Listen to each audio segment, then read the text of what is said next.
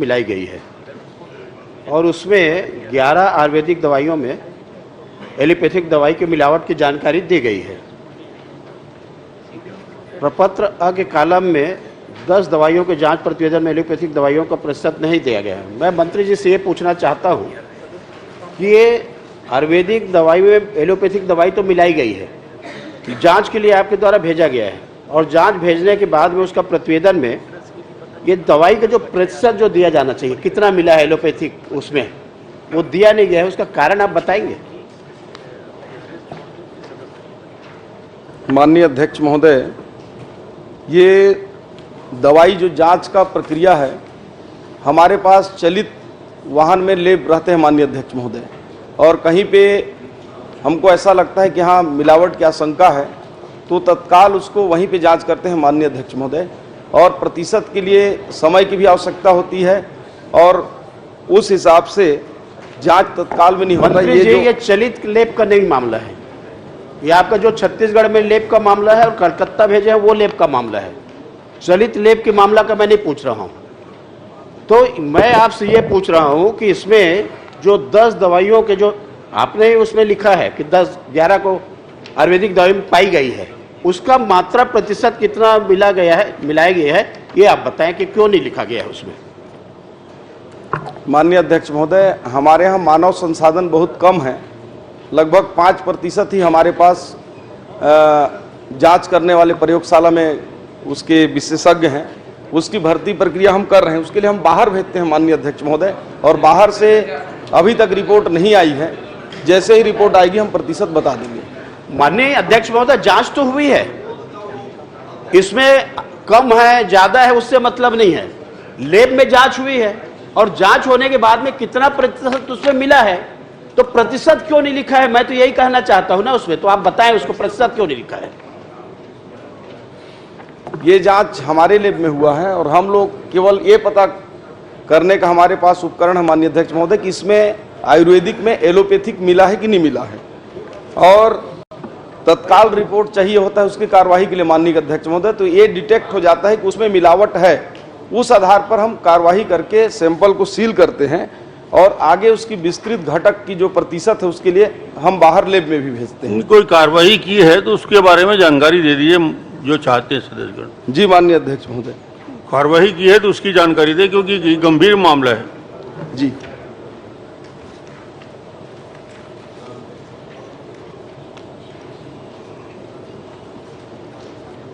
इसमें आधे घंटे की चर्चा करवा दीजिए, जवाब आएगा नहीं। ये जवाब आ रहा है, नहीं आ रहे हैं ना जवाब, अनुमान कैसे लगा लेंगे? आधे घंटे की चर्चा करवा दीजिए। मंत्री जी खड़े हैं। अच्छा चलिए जवाब देते मंत्री जी खड़े हैं, जवाब सुनिए। आपको भी उसके बाद की कोई किसी विषय में पहुंचूंगा मैं, पहले जवाब तो सुन लें। थोड़ा जी है, पूरा जवाब है। प्रश्न का कोई औचित्य नहीं है कि कितना % मिला है। मिलावट है और मिलावट की जांच आ रही है, तो कितना % मिला है नहीं मिला उससे क्या औचित्य है? कार्रवाई हाँ नहीं, वो कार्रवाई के बारे में तो बता देंगे। इनका मूल विषय कार्रवाई है, मिलावट का % नहीं है। मंत्री जी का उत्तर आने दीजिए ना अभी। हाँ। उसके बाद फिर मंत्रिमंडल की संयुक्त जिम्मेदारी को देखेंगे अपन लोग। अभी तो मंत्री जी मौजूद हैं, उनका उत्तर आ जाए। अभी जवाब मंत्री जी देने में सक्षम है माननीय अध्यक्ष महोदय।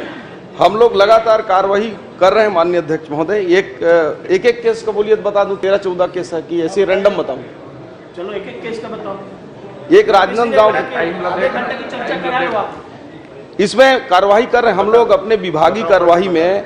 ये राजनांदगांव के केस है, उसमें प्रकरण विवेचनाधीन है, विवेचना चल रही है। दूसरा एक और केस है, उसमें भी चल रहा है। ये आप एक बात बता दीजिए मंत्री जी। जी, ये जो विवेचना की आप बात कर रहे हैं, तो जी एक तो इसमें ये 11वां नंबर देखिए हमने कोर्ट यदि मिलावट पाई जाती है तो सजा का क्या प्रावधान है? जी, कितने दिन के अंदर में कोर्ट में हमको भेजना चाहिए? जी आपने 60 दिन का लिखा है जी। और आपका जो विवेचनाधीन जो बना हुआ है, तो विवेचनाधीन में कितना दिन अभी हो गया है और शासन से क्या अनुमति दी गई है लेट के लिए? तो अनुमति ली गई है तो बता दे कब की अनुमति ली गई है।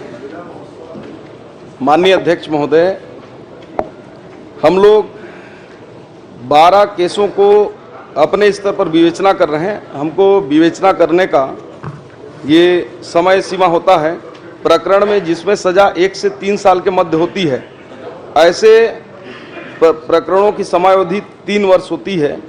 प्रकरण जिनमें सजा का प्रावधान 3 वर्ष से अधिक होता है उसमें प्रकरण की दायर करने की समय सीमा नहीं है। चूंकि ये दवाओं का और औषधि का मामला है माननीय अध्यक्ष महोदय, और कोर्ट में पेश भी करना रहता है, इसलिए पूरी तरह से विभाग ये विश्वास हो जाता है कि इसमें मिलावट है हर तरह से, तब हम लोग उसको प्रकरण को चलिए आपको विश्वास ही करते रहेंगे। मैं स्पेसिफिक पूछ देता हूं आपको, जांच प्रतिवेदन से असहमत होने पर फर्म के आवेदक अनुरूप पुनः जांच हेतु केंद्रीय औषधि प्रयोगशाला कलकत्ता प्रेषित किया गया, जिसका रिपोर्ट घटक डाइक्लोफेनेक सोडियम 35.91 mg पाया गया। प्रकरण विवेचनाधीन है। ये तो प्रूफ हो गया है ना कि 35 पाया गया है इसमें।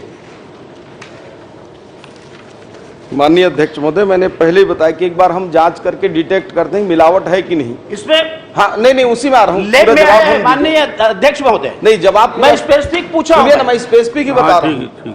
इसमें जवाब स्पेसिफिक दीजिए। हाँ, वो जो पहले डिटेक्ट हम कर लिए, फिर आपने भी अभी जैसा बताया कि केंद्रीय अनुसंधान औषधि प्रयोगशाला कलकत्ता भेजते हैं, मैं पहले ही बताया कि हम लोग भेजते हैं। इसके बाद उसमें घटक आ गया है 35.91 mg पाया गया है डाइक्लोफेनिक सोडियम। तो उस प्रकरण को फाइल बनाने में मैंने जैसे कहा 3 साल से ऊपर में समय सीमा नहीं है और 1 से 3 साल की सजा में 3 साल है।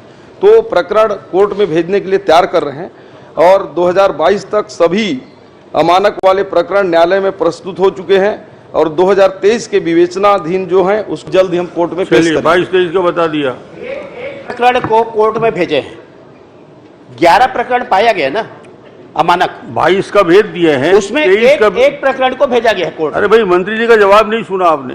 22 का भेज चुके हैं, 23 का भेजेंगे, उसके आगे प्रश्न करिए। अब 2022 तक के सभी केस मैं अवधि पूछा हूं कि कितने अवधि, उसका अवधि क्या है कोर्ट में भेजने का, यही तो पूछ रहा हूं उसको।